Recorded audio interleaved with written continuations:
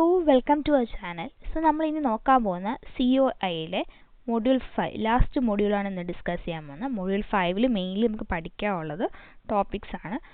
Mainly first topic relations between the union and states. That is center-state relations. The Constitution of India divides all powers. Our Constitution of India all powers മൂന്നായിട്ട് divide ചെയ്തിട്ടുണ്ട്. അതായത് സെൻട്രലും സ്റ്റേറ്റിനും തമ്മിലുള്ള പവേഴ്സിനെ divide ചെയ്തിരിക്കുന്ന മൂന്നായിട്ടാണ്. First one legislative, executive and financial. Okay, the central state relations can be studied under 3 heads. നമ്മളിപ്പോൾ പറഞ്ഞതിന് 3 ഹെഡായിട്ടാണ് സെൻട്രൽ സ്റ്റേറ്റ് റിലേഷൻസ് വന്ന് legislative relations, administrative relations and financial relations. ഈ 1 by 1 നമുക്ക് നോക്കേണ്ടതുണ്ട്. ഫസ്റ്റ് വൺ ലെജിസ്ലേറ്റീവ് റിലേഷൻസ് ആണ് നോക്കേണ്ടത്. Article 245 to 256 അതായത് പാർട്ട് 11 കോൺസ്റ്റിറ്റ്യൂഷനിലെ പാർട്ട് 11 245 തൊട്ട് 255 ആർട്ടിക്കിൾ വരെയാണ് ലെജിസ്ലേറ്റീവ് റിലേഷൻസ്, സെൻട്രലും സ്റ്റേറ്റും തമ്മിലുള്ള ലെജിസ്ലേറ്റീവ് റിലേഷൻസിനെ പറ്റി പറഞ്ഞിട്ടുള്ളത്. There are 4 aspects in the center state legislative relation. മൊത്തം 4 aspects ആണുള്ളത്. നമുക്ക് 1 by 1 നോക്കാം. അതിൽ ഫസ്റ്റ് വൺ വന്നിട്ട് territorial extent of the central and state legislation. Second one distribution of legislative subjects. Third one parliamentary legislation in the state field. Fourth one centre's control over state legislation. So ഇങ്ങനെ 3 aspects ആണ് central state legislative relation തമ്മിലുള്ളത്. First one നമുക്ക് നോക്കാം, distribution of legislative subjects. The Constitution provides for a threefold distribution of legislative subjects between the center and the state. മൊത്തത്തിൽ ഒരു threefold distribution കൊടുത്തിട്ടുണ്ട് ഈ legislative subjects between the center and state. ആ 3 എണ്ണമാണ് ഈ കൊടുത്തിരിക്കുന്നത്. ഫസ്റ്റ് ലിസ്റ്റ് 1 എന്ന് പറഞ്ഞാൽ union list, list 2 the state list and the list 3 concurrent list. It is also very important topic. First നമുക്ക് നോക്കേണ്ട യൂണിയൻ ലിസ്റ്റ് എന്താണെന്ന് നോക്കാം. Okay, so what is the union list? The Parliament has exclusive powers to make the laws with respect to any of the matters enumerated in the Union List. അതായത് defence, മാക്കിംഗ്, foreign affairs, currency, ഇതൊക്കെ പാർലമെൻറ്റുമായിട്ടുള്ള connection mainly വരുന്ന union ലിസ്റ്റിൻ്റെ അകത്ത് വരും. അതേപോലെ state lists has in normal circumstances exclusive powers to make laws with respect to any matters enumerated in the state list. അത് മെയിൻലി വരുന്ന public order, police, public health and sanitation, agriculture, ഇതൊക്കെ state ലിസ്റ്റിൽ വരും. Both the Parliament and state legislature can make laws with respect to any of the matters enumerated in concurrent list. Concurrent list will mainly വരാവുന്നത് civil procedure, marriage, divorce, population control, family planning, electricity, labor welfare, etc. Okay, ഇതാണ് 3 ലിസ്റ്റിൻ്റെ കാര്യങ്ങൾ. Union list, concurrent list, പിന്നെ state list. Okay, നമുക്കിനി പഠിക്കാനുള്ള parliamentary legislation in the state field. State ഫീൽഡിൽ parliamentary ലെജിസ്ലേഷനെ പറ്റിയാണ്. The Constitution empowers the Parliament to make laws on any matter enumerated in the state list under the follow 5 extraordinary circumstances. So നമുക്ക് following ആയിട്ട് ഒരു 5 circumstances കൊടുത്തിട്ടുണ്ട്. ഇതിൻ്റെ അണ്ടറിലാണ് നമ്മുടെ constitution പാർലമെൻറ്റിനെ make ചെയ്യുക. അതായത് സ്റ്റേറ്റ് ലിസ്റ്റ് പ്രകാരം പാർലമെൻറ്റ് ലോ മേക്ക് ചെയ്യുന്നത് ഇത് വെച്ചാണ്. Okay, when Rajya Sabha passes a resolution, Rajya Sabha ഒരു റെസൊല്യൂഷൻ പാസ് ചെയ്താൽ, if the Rajya Sabha declares that it is necessary in the national interest, the Parliament should make law with respect to goods serviced a matter in the state list. അതാണ് first circumstance. During a national എമർജൻസിയുടെ കാര്യം, അതായത് the Parliament acquires the power to legislate with respect to goods or service tax or matters in the state list while a proclamation of national emergency is in the operation. while national emergency വരുമ്പോൾ state ലിസ്റ്റിലുള്ള എന്താ state list പ്രകാരം goods and സർവീസസോ മാറ്റേഴ്സോ അങ്ങനെ എന്തെങ്കിലും ആണെങ്കിൽ during national emergency അതൊരു സർക്കംസ്റ്റൻസ് ആണ്. പിന്നെ വരുന്നത് when state makes a request, അതായത് when legislature of 2 or more state pass a resolution requesting the parliament to enact the laws on matter in the state list. അങ്ങനെയാണെങ്കിൽ അത് when state makes a request വരും നമുക്ക് ചെയ്യാം. പിന്നെ അത് to implement the international agreements. പിന്നെ during president's rule, അതായത് president rule is imposed in the state, the parliament becomes an empowered to make. അങ്ങനെയാണെങ്കിൽ പാർലമെന്റ് എന്ത് ലോസ് ഉണ്ടാക്കാം with respect to state list പ്രകാരം ലോസ് ഉണ്ടാക്കാനുള്ള ഇത് കിട്ടും പ്രസിഡന്റ് റൂൾ പ്രകാരം. ഓക്കെ, നമുക്കിനി നോക്കാനുള്ള territorial extent of central and state legislation ആണ്. The parliament can make laws for the whole or any part of the territory of India. പാർലമെന്റിന് മൊത്തത്തിലോ അല്ലെങ്കിൽ ഇന്ത്യയുടെ ഏതെങ്കിലും ഒരു പാർട്ടിൽ നമുക്ക് ലോസ് ഉണ്ടാക്കാം. A state legislature can make laws for the whole or any part of the state. State legislature ആണെങ്കിൽ മൊത്തത്തിൽ സ്റ്റേറ്റ് മൊത്തത്തിലോ സ്റ്റേറ്റിലെ ഏതെങ്കിലും പാർട്ടിലോ ഉണ്ടാക്കാം.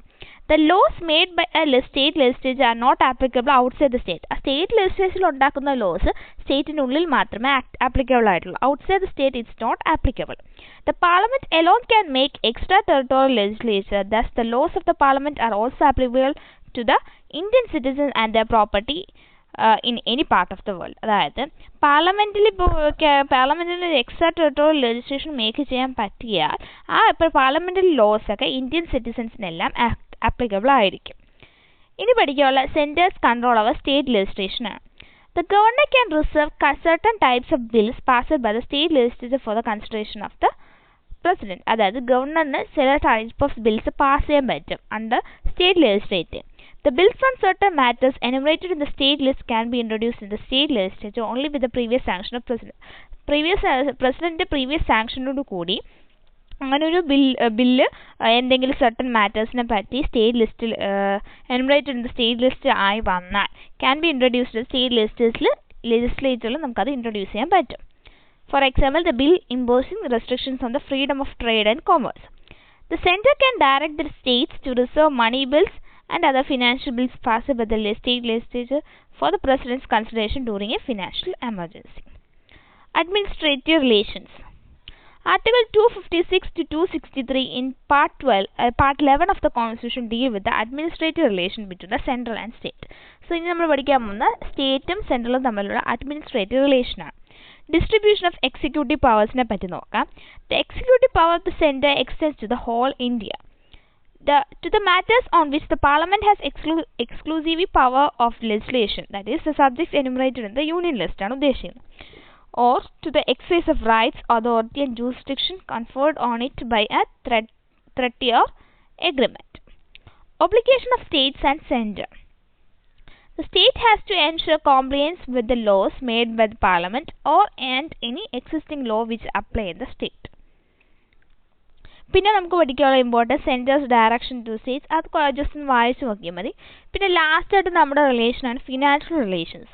ഫിനാൻഷ്യൽ റിലേഷൻസ് വന്നിട്ട് ആർട്ടിക്കിൾ 268 തൊട്ട് 293, അതായത് പാർട്ട് 12 ഓഫ് ദ കോൺസ്റ്റിറ്റ്യൂഷനാണ് ഈ സെൻട്രൽ സ്റ്റേറ്റ് ഫിനാൻഷ്യൽ റിലേഷൻ പറയുന്നത്. അതിൽ മെയിൻലി പറഞ്ഞ അലോക്കേഷൻ ഓഫ് ടാക്സിങ് പവർ, പിന്നെ ഡിസ്ട്രിബ്യൂഷൻ ഓഫ് ടാക്സ് റവന്യൂ, പിന്നെ grants in aid to the states, ഇതൊക്കെയാണ്. ഇനി ലാസ്റ്റ് വന്ന ടോപ്പിക്കാണ് ഫിനാൻസ് കമ്മീഷൻ. അതായത് ആർട്ടിക്കിൾ 280 പ്രകാരമാണ് finance commission to be constitute president of ഇന്ത്യയാണ് ഫിനാൻസ് കമ്മീഷൻ ആദ്യം പ്രൊവൈഡ് ചെയ്തത്. The finance commission consist of the chairman and 4 other members. Finance കമ്മീഷനിൽ മെയിൻലി ഒരു ചെയർമാനും 4 അതർ മെമ്പേഴ്സും ഉണ്ട്. The commission submits its report to the president. ഈ commission report submit ചെയ്യുന്ന പ്രസിഡന്റിനായിരിക്കും. He lays it before the both houses of parliament along with explanatory memorandum as to action take on it's recommendation. നമ്മൾ ഈ report പ്രസിഡന്റിന് submit ചെയ്യുന്നതിൽ കൂടെ president എന്ത് ചെയ്യും, 2 ഹൗസസ് ബോത്ത് ഹൗസസ് ഓഫ് പാർലമെന്റിന് ഇത് സബ്മിറ്റ് ചെയ്യും. ഓക്കെ, അതിൻ്റെ മെയിൻ ഫങ്ഷൻസ് ആണ് നമ്മൾ പറഞ്ഞ ഇത് ഫിനാൻസ് കമ്മീഷൻ്റെ മെയിൻ ഫങ്ഷൻസ് ആണ് ഈ കൊടുത്തിരിക്കുന്നത്. അതായത് he can share the net proceeds of the taxes to be share between the centre and state. Centre and state തമ്മിലുള്ള നെറ്റ് പ്രൊസീഡ്സ് ഓഫ് ദ ടാക്സസും കാര്യങ്ങളൊക്കെ നടക്കും. അതൊരു ഫംഗ്ഷനാണ് ഫിനാൻസ് കമ്മീഷൻ വരും. പിന്നെ ഉള്ളത് principles that should govern the grants in aid to the states by അത് സ്റ്റേറ്റ്സിനൊക്കെ ഉണ്ടാകാനുള്ള ഗ്രാൻസ് സെൻട്രലിൽ നിന്നുള്ളത്, അതിൻ്റെ കാര്യങ്ങൾ. പിന്നെ എന്താ measures needed to augment the consolidated fund of a state to be supplement the resources of panchayat. അങ്ങനെ പഞ്ചായത്ത് മുനിസിപ്പാലിറ്റിയുടെ ഒക്കെ റിസോഴ്സസ് ആയിട്ടുള്ള കൺസോളിഡേറ്റഡ് ഫണ്ട് ഉണ്ട് സ്റ്റേറ്റിൻ്റെ, അത് സ്റ്റേറ്റ് ഫിനാൻസ് കമ്മീഷൻ വഴി നമുക്ക് കിട്ടാം. പിന്നെ any other matter refer to it by the president in terms of sound finance. Sound ഫിനാൻസിൻ്റെ രീതിയിൽ പ്രസിഡന്റിൽ നിന്ന് എനി മാറ്റർ അതും ഒരു ഫംഗ്ഷനായിട്ട് വരും. ഇനിയുള്ള ഇന്റർ സ്റ്റേറ്റ് കൗൺസിലാണ്. അതായത് article 263 mainly contemplates the establishment of an interstate council for the effect coordination between the states and between the center and states. Okay, thus the president can establish such a council. അങ്ങനെയാണ് president ഒരു council establish ചെയ്തത്. അതാണ് Sarkaria commission on central state relations made A strong case for the establishment of a permanent interstate council under Article 263 for the Constitution. And the main functions are പറയുന്നത് enquiring into and advising upon disputes which may arise between states. അതായത് സ്റ്റേറ്റ്സിന് ഇടയിൽ ഉണ്ടാകുന്ന enquiry, അതേപോലെ advises about the disputes ഒക്കെയാണ് main function. പിന്നെ investigating and discussing the subjects in which the states of the centre and the states have a common interest. പിന്നെ making recommendation upon any such of subject and particularly for the better coordination of the policy and action on it. Okay.